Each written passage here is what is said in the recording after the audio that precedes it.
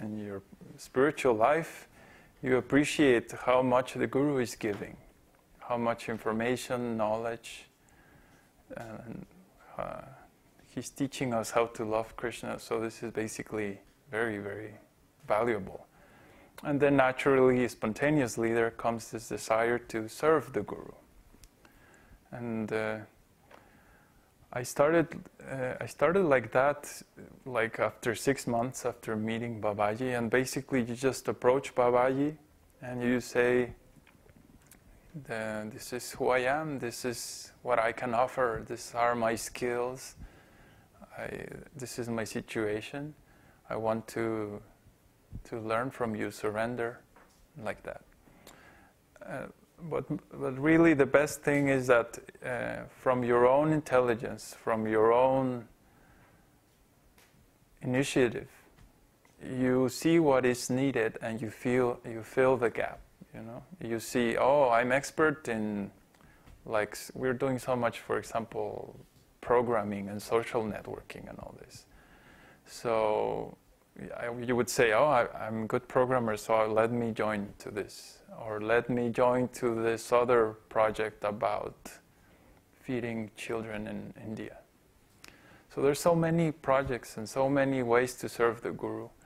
But it's very like boring if someone has to come and tell you, hey, you should participate here and you should participate there.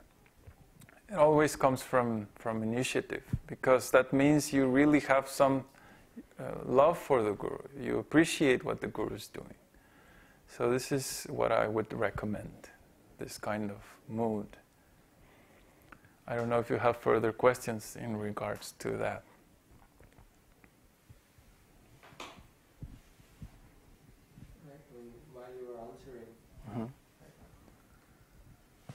While you were answering, he asked the question, what can I do to serve Babaji? And I guess you just responded to that. Exactly.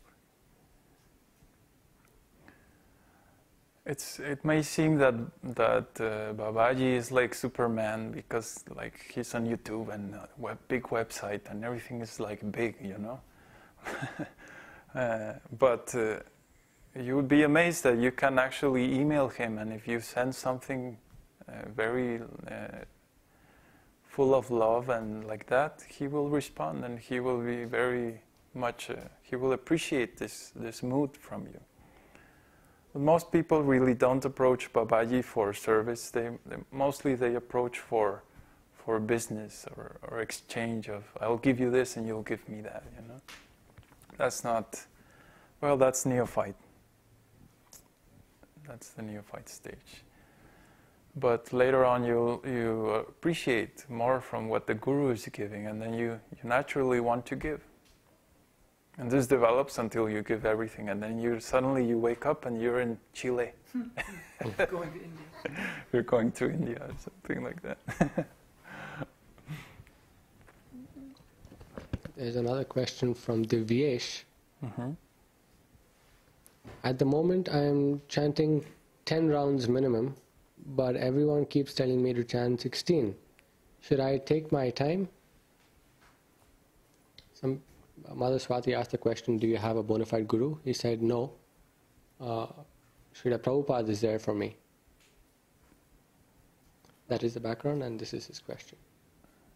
Okay.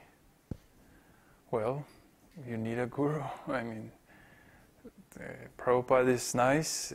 He gives so much instructions in his books and like that, but really, I mean, without a guru, how can you learn? This idea of, like, in Christianity is very frequent, that, oh, Jesus is my guru. Jesus is my guru. But where's Jesus? I mean, and then they say, oh, yes, it's in my heart or whatever. Well, yeah, yes.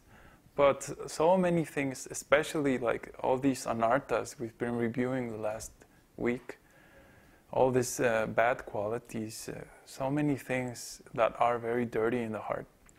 How can you learn all that without a guru? It's almost like impossible, really. So the first thing is really, you should look for a guru, and you should study very carefully all the spiritual persons you know and who's on the highest platform and like that. About your chanting, the minimum recommended as the original standard is 64 rounds a day.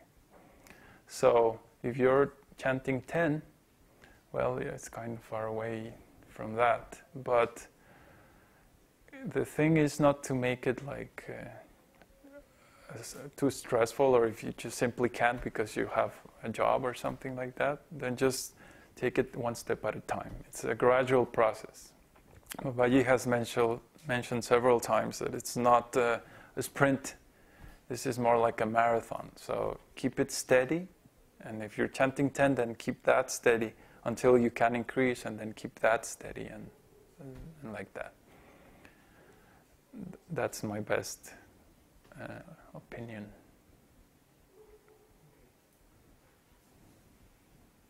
A question from Ronald. Can we replace chanting by reading scriptures if we can't chant? No. No. The reading scriptures helps you understand more about spiritual life and like that. It helps you with all this ontology, helps you to understand a different point of view. We're used like from the point of view of material life. So reading the scriptures and like that gives you the point of view, or the real point of view, or Krishna's point of view. So this helps a lot for understanding. But chanting is not replaceable. Chanting, precisely when you do the chanting, there's the cleansing of the heart. So you might read many books, but if the heart is dirty, this is not very successful. Then you become like an academic or a scholar, just knowledge, you know. And that's usually very pathetic. It just leads to a very dry heart, you know, and that's not very nice. I just want to add to it, even a self-realized soul is not. Even a self-realized. Yeah, I have to unmute. Yeah. Even a self-realized soul is not excused from chanting. So you chant in any stage, in the neophyte stage, and in the second stage, and when you get self-realized, you continue to chant. So it's everyone does that. Yeah, at the beginning, chanting seems like painful. So yeah. You're thinking, how can I stop chanting, or which should I do? Right? This is very neophyte. It means you have to develop your love for Krishna. Chanting is something that is very beautiful and like that. And it also means that when it's painful, that means you have some dirty things in your heart. And the holy name reveals that to you. Yeah. So you have to work on that. Yes.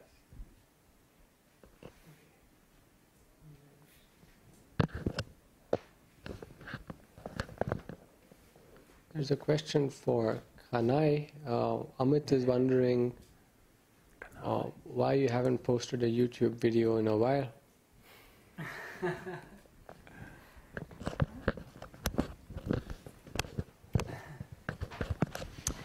Yeah, it's funny you say that, because I had inspiration a few days ago to do it, and I went for my camera and I picked it up and went, why bother? I just want to do more service, I want to chant more, I want to read more, I want to study more, and when I'm out videoing myself, it's like, nah, I want to just do more service rather than listen to my own voice.